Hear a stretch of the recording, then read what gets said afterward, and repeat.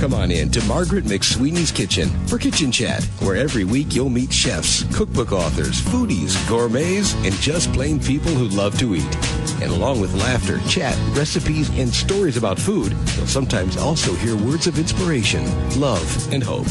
As Margaret always says, Kitchen Chat is food for the senses and food for the soul.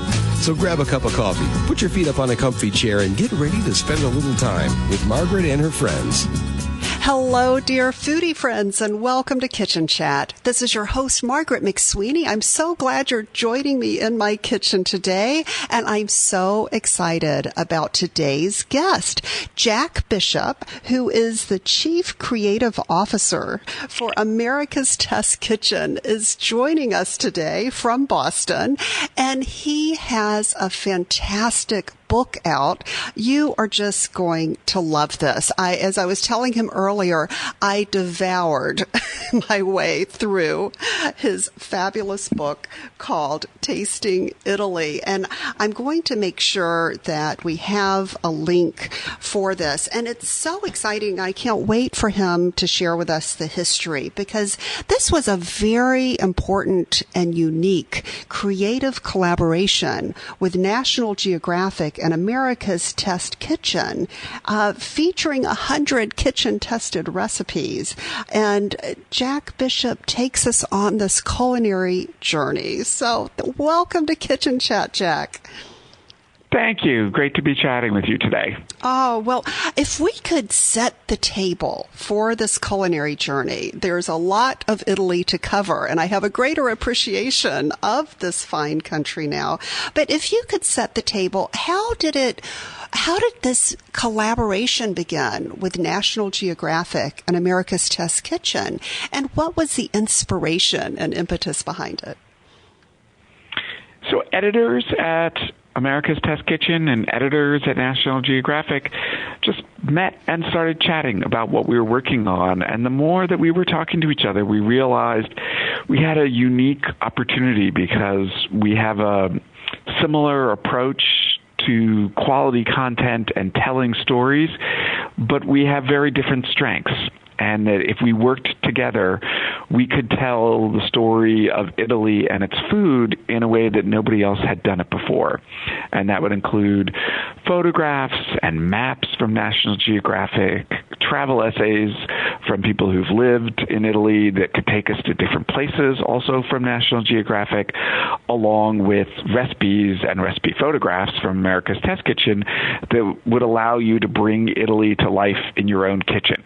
And so we started working on this 3 years ago, and it's been just so much fun. And it's just a fun, unique look at all things Italy and all things food.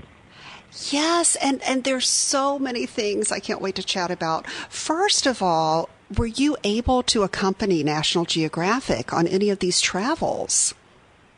I am still waiting. The invitation, they know where to find me. I've been to Italy. I've lived in Italy. I've traveled in Italy. But for the course of working on this book, unfortunately, I did not get to go to Italy for this. Photographers did, travel writers. Our part here at America's Test Kitchen was really in the kitchen developing recipes. Well, you brought Italy to our tables. Thank you. Yes. So, and really, as I say, I grew up with an Italian grandmother, and so I've been eating and thinking about Italy for 50 plus years. Oh, well, I'm excited about this journey, and I love the way how it begins. So you provide a foreword. I loved that, but also how it begins, that Italian food isn't the result of a single culinary style. It's a mosaic of many cooking traditions that stem from each province's geography and climate, agriculture, history, and culture. And that became so evident as you take us through, you and National Geographic take us through the provinces of Italy with the unique ingredients and beautiful photographs, the history, and how Europe really became a culinary gateway to Italy in the northern region. So and in setting the table and the stage for this book, there were 3 major regions. Is that right? That were the focus? Yes. So the book is organized into 3 general sections: northern Italy, central Italy, and southern Italy. And then within those 3 big parts of the book, we look at the 20 different administrative regions, really the equivalent of a state in the United States. And the reason why we took this approach is because of a variety of factors. Political, Italy wasn't a unified country until the 1870s, so there was a lot of autonomy and wasn't the sort of unifying force that, for instance, the monarchy in France had, where there was some consistency throughout France for centuries about certain elements of the cuisine. None of that happened in Italy until really recently. The geography, because it's a very long, narrow country, that it covers a lot of latitude. So, it's 600 miles, despite the fact that it's a small country, that starts in the Alps, where the climate is, as you might imagine, snowy in the winter. And the ingredients there are lots of cheese and corn and buckwheat and butter, down to the south, to Sicily and Calabria, where it's hot and it's sunny and it's olive oil and it's tomatoes.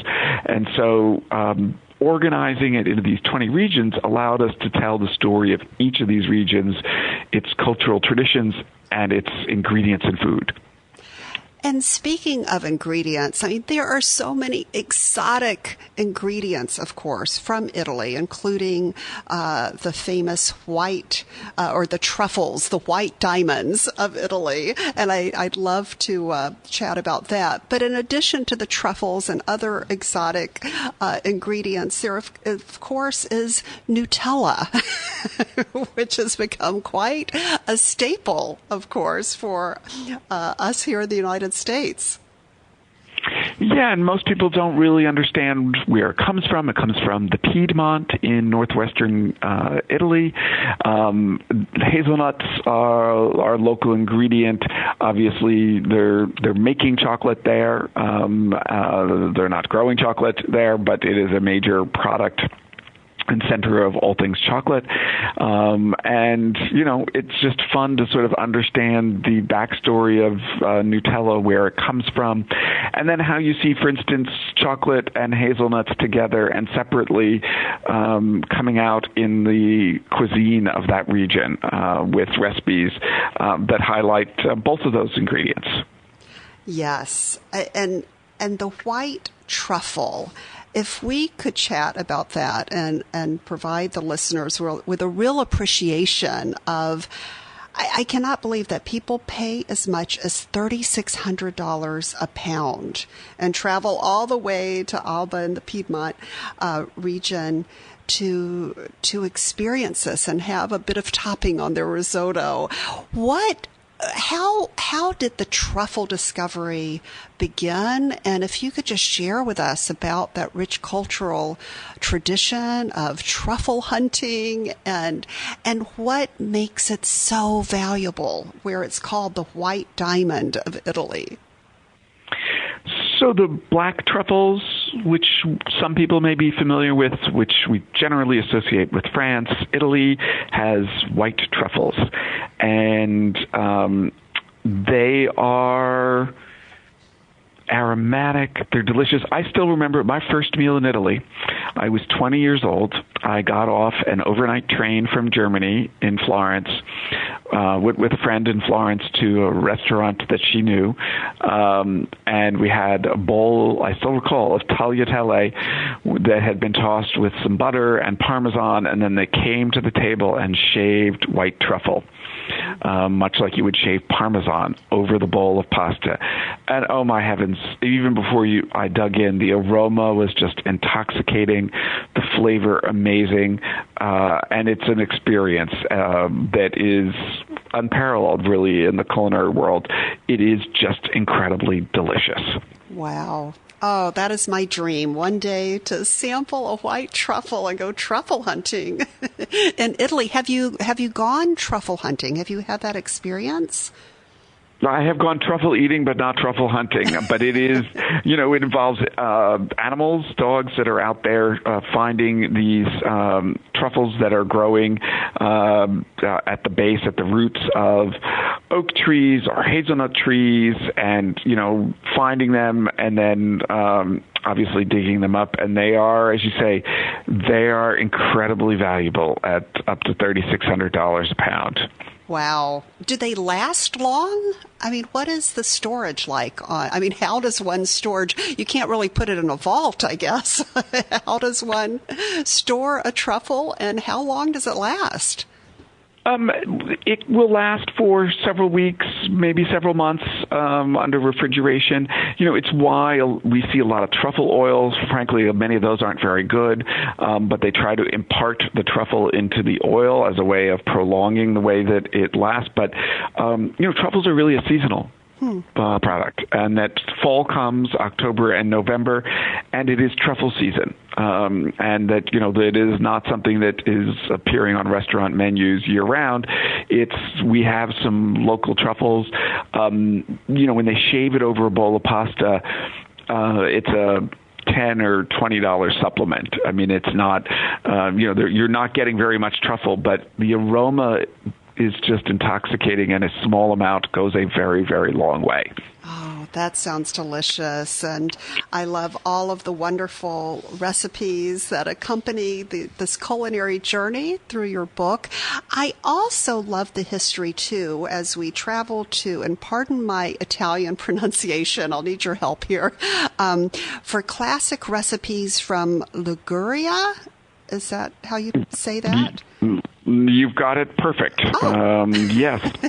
And I love the history. If you could share about it, it's amazing. The culinary history of focaccia. Yeah, so focaccia is it's a relative of pizza. In a sense, it's a yeasted dough that is cooked in rounds or squares. Unlike pizza, it's usually topped very lightly. So in Liguria, which is also in the northwest, that's where Genoa is, so it's along the sea, it's often just rosemary, olive oil, and nice salt that is used as the topping.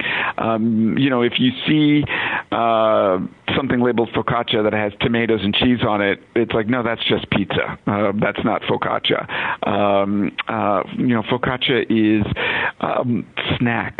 In schools will often be I don't know if it's just happenstance, but located near bakeries where kids can run out in the middle of the day and get a slice of warm focaccia as a snack, which is just such a great tradition. And it's chewy.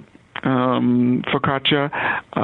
It is usually cooked in a pan rather than on a baking stone, so that it gets a really crispy bottom, and you can put some olive oil in that pan so it kind of almost fries in the oil as it cooks. It is one of my favorite foods to get fresh from a bakery whenever I'm in Liguria.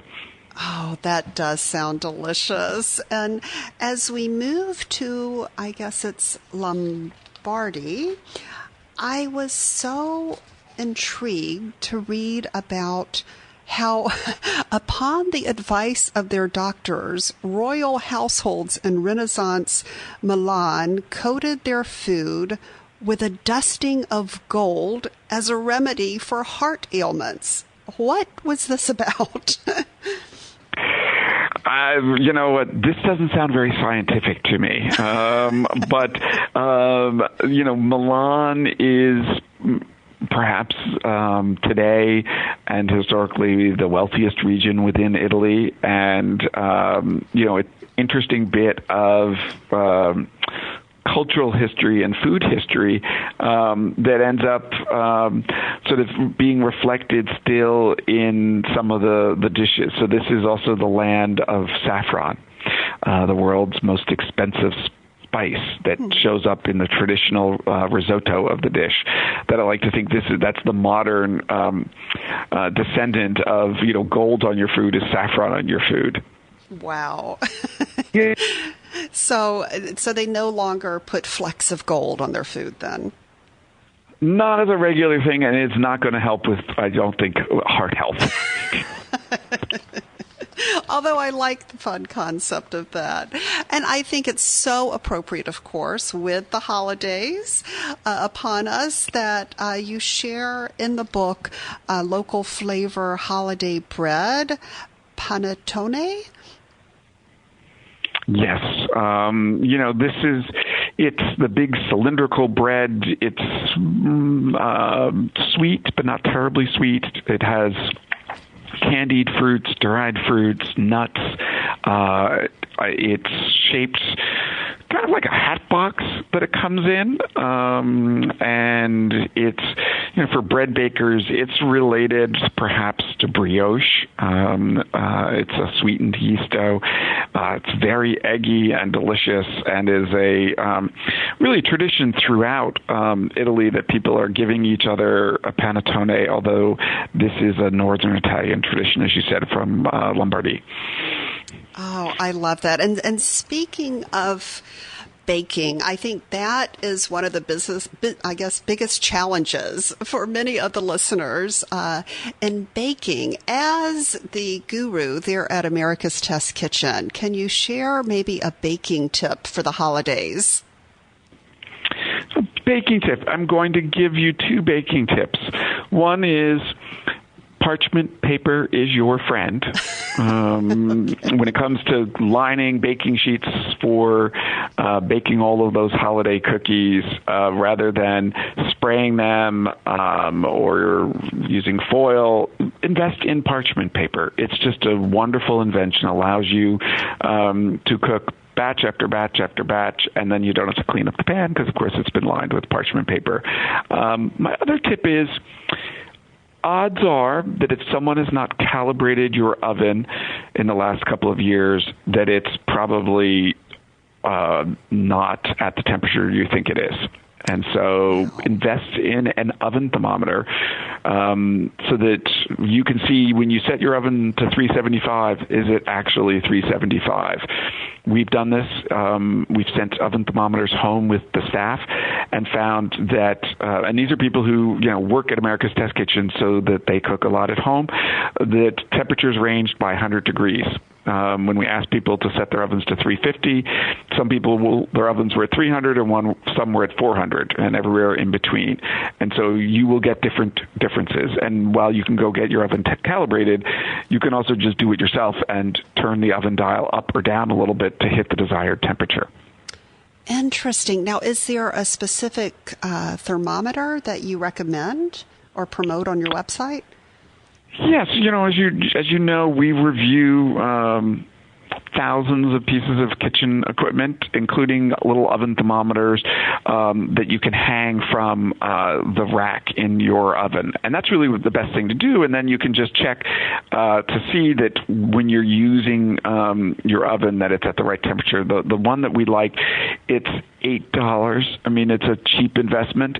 It's made by a company called CDN. So it's the CDN Pro Accurate Oven Thermometer, and you can come to the America's Test Kitchen website for more information. But really just having an oven thermometer and checking can save a lot of holiday baking mishaps where you feel like you're constantly burning things, and it's because your oven is running hotter than you think it is.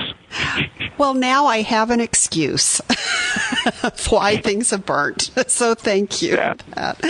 Oh, and continuing our journey. I mean, you will so enjoy these recipes, dear foodie friends. It makes a great holiday gift, a gift for any season, for that seasoned traveler in your life, and a foodie in your life as well, or just a gift for yourself. And I'm going to make sure I have a link to this. But I feel that we also need to talk about prosciutto. and how it goes from terroir to table. What is the history of prosciutto? Why is it so special, and especially di Parma? And how does it really accentuate a dish in some of the recipes that you prepared? So this is the great ham product of Italy. There are actually two consortiums that actually regulate the manufacture of prosciutto. So it is really just the cured, salt-cured and air-dried leg of the pig. The two consortiums, one is from Parma in Emilia-Romagna, and the other is from a region called, a little further north, called San Daniele. We see the Parma ham more traditionally here. It's aged at least 10 months, sometimes longer. Has to be sliced very thin. It is eaten both on the antipasto table, so with cheeses or olives, and then ends up in a lot of Italian recipes, often at the very end in a pasta dish, for instance. It's salty, it's sweet, it's porky. It's just absolutely delicious and makes everything it touches taste better. Oh, that sounds great. I love, too, how you highlighted this wonderful woman alchemist, Maria de Cleofa from Tuscan. Can you share with us why she is so special? Well, I think one of the things that we really wanted to do throughout the book was to highlight these interesting stories. I mean, this is what National Geographic does. Yes. And introduce you to either contemporary individuals or historical individuals who just have unique stories. For her, it is something that is known as, we really know it here in French as a bain marie. So it's, a double boiler, or when you are baking, for instance, custards, creme brulees, you put them in a roasting pan filled with water, which is called a bain marie. But it's otherwise known as Mary's bath or Maria's bath. And so this notion of very gently cooking custards and puddings, things with eggs could otherwise curdle through steam that comes from the double boiler rather than direct heat. Yes, I am so glad that you included that story, and I'll have a greater appreciation for her and the region as well, knowing that she invented this double boiler. It's just fascinating. And readers, you will just stumble upon these amazing stories and get a taste of history, truly. Of course, we must talk about desserts. What was your favorite dessert recipe through the travels in Italy? So I feel like we have not talked much southern Italy, so I'm going to take us south to Sicily. Please. And this is the land of desserts and the land of pistachio gelato. and this is a recipe that makes sense to make at home because you really can't buy good pistachio gelato or ice cream. Gelato is creamier, denser than ice cream. It's enriched with eggs, and it's usually served at a little bit warmer temperature, which makes it softer and also makes the flavors more apparent. The colder something is, the harder it is to taste it. And I got to say, I love pistachio gelato. And if you've never made ice cream at home, it's the same process to make gelato and ice cream. It's just a great taste of Sicily. Oh, that does sound great. And so really southern Italy is known for those sweets and also coffee and some wine. And what do you think makes that, what do you think accentuates that? Is it the terroir? Yeah, so it's, this is the land of sunshine. It's warm, it's hot. So, this is also a land of olive oil and tomatoes.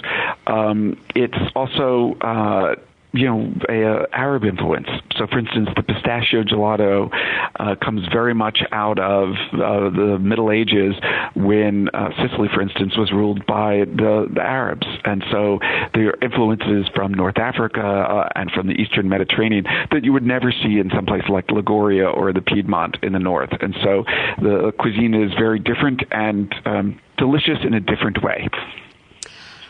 Wow. And once again, it comes back to how the book begins, about how Italy is a mosaic. And you truly bring the mosaic of recipes and flavor and history of Italy into this beautiful, beautiful book. It's truly it should be part of everyone's collection, called Tasting Italy with National Geographic and America's Test Kitchen.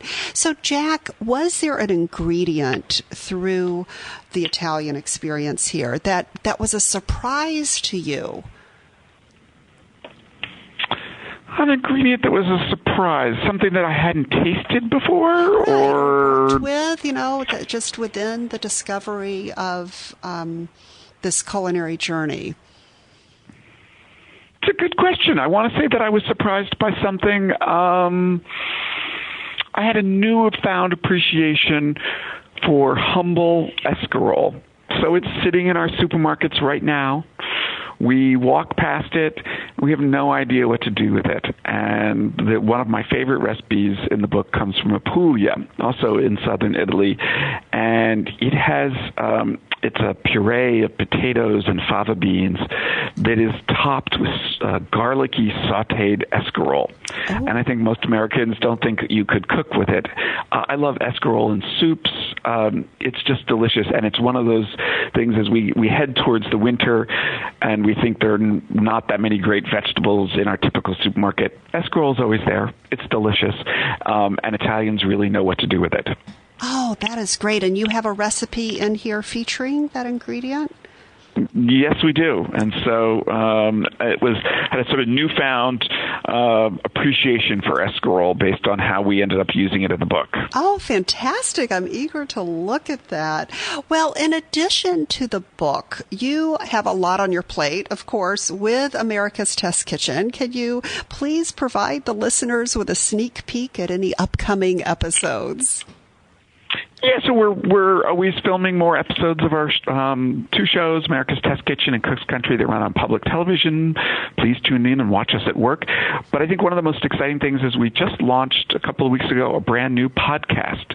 The name of the podcast is Proof, Proof, like you proof bread dough. And it's hosted by my good friend and colleague on the television show, Bridget Lancaster. And it tells interesting backstories about food. For instance, where did tiki bars come from? Did you know that celery was the kale or the Brussels sprouts of the Victorian era and was the most popular vegetable in America 100 years ago or 125 years ago? And so interesting stories, where do food cravings come from that will delight and amuse you. And you can, wherever you listen to your podcast, you can find episodes of Proof, and you should download them and listen. Oh, I love this. I'm going to subscribe, and I do hope that future journeys, I would love to go truffle hunting with you in Italy. That sounds amazing. Yes, that would be so incredible. And I hope that National Geographic will collaborate once again with America's Test Kitchen and explore the world. What would be the next country you think would be exciting? Oh, how about Mexico? Yes. Or France? Yes. Oh, they all sound terrific. I hope that this will be the first of many collections of culinary journeys with the history and photos through National Geographic and the recipes through you and America's Test Kitchen. And Jack, I always like to end the show. I know you've given us some 2 great baking tips, but in general, what would you say are 3 top tips for the home chef? Taste your food before you serve it. You're not going to know if it tastes good and is properly seasoned unless you've actually tasted it. don't ever apologize. You cooked. You're a hero. Don't say, oh, I wish that it had come out different. People should be grateful, and you can do more than you think. It's not rocket science. Anyone can cook. Everybody's grandmother or great-grandmother was able to cook. You could cook today. Just go in and do it, and it's fine. If you make some mistakes, you still get dinner or dessert. So enjoy. Jack, I needed to hear these tips today. Thank you so much, especially the don't apologize. A couple of Thanksgivings ago, my pecan pie caught on fire in the oven just as the guests were coming in because I didn't realize how flammable bourbon is. It happens, and there is no reason for you to apologize. Even when the fire department comes over.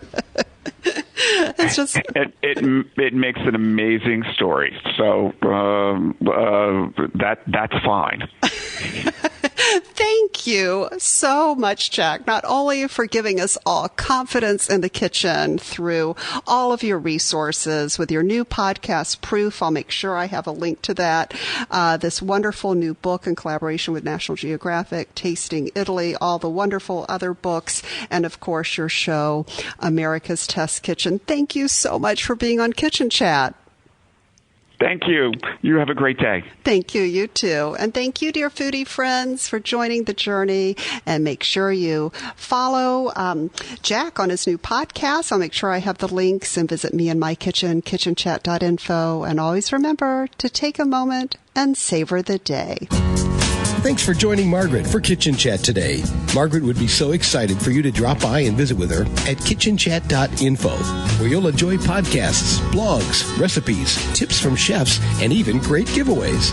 She invites you to share your recipes and kitchen stories too. As Margaret always says, savor the day.